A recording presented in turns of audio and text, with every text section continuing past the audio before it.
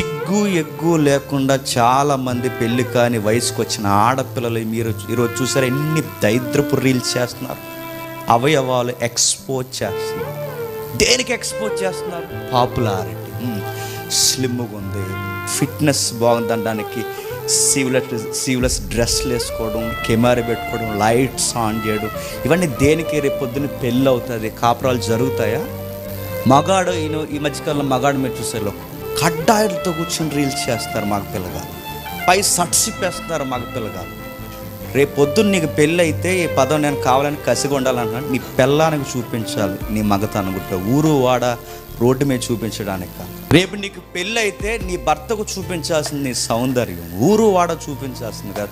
మరి ఎందుకు ఈ ఇంకిత జ్ఞానం, ఈ నైతికత మర్చిపోతున్నారంటే రీల్స్, సోషల్ మీడియా ట్రెండ్ ఏంటంటే అర్జెంటుగా నైట్కి పాపులారిటీ సంపాదించాలి.